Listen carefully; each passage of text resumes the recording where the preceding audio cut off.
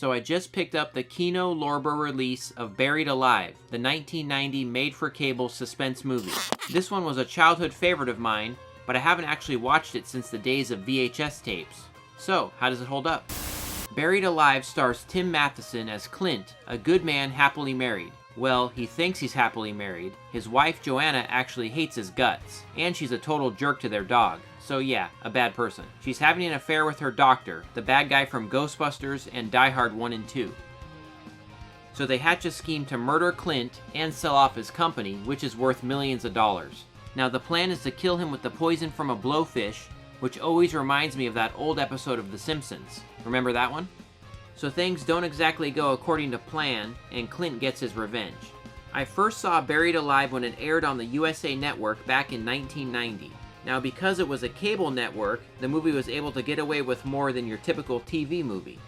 The film was directed by Frank Darabont, a prolific director who would go on to do many things, including Shawshank Redemption and The Walking Dead.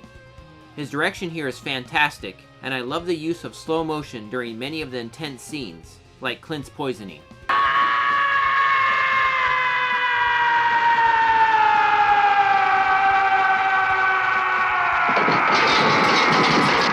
Everything is set up perfectly in this movie. Joanna screws up the dosage of the poison, so it doesn't actually kill Clint. The coffin he's buried in is an old one that has water damage, and he's never properly embalmed.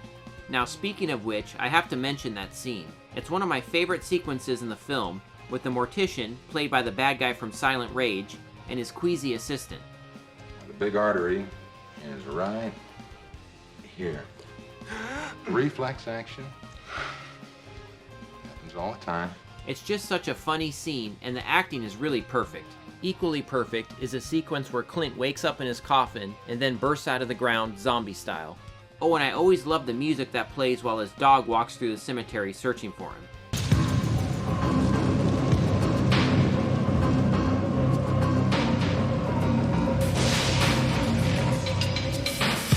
Clint's mangled fingers always stuck with me. They were shredded while digging himself out of his grave, and I love the scene when he dunks his hands in peroxide.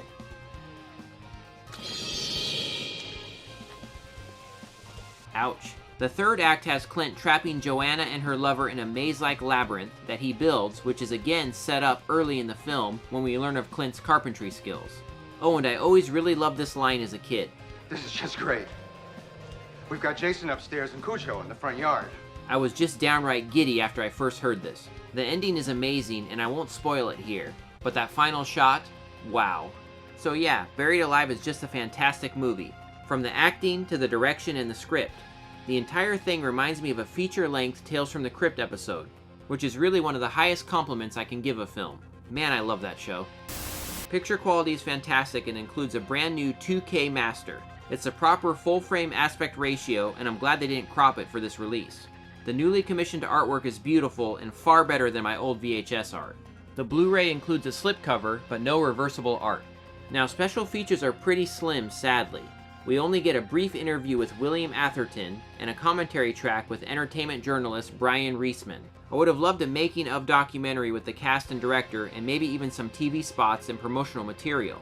But sadly, we get none of that here. Maybe I've just been spoiled by Scream Factory and Arrow Video releases. But even still, I highly recommend this release. Buried Alive is a fantastic little forgotten thriller, and I honestly can't say enough good stuff about it. Really, go check it out.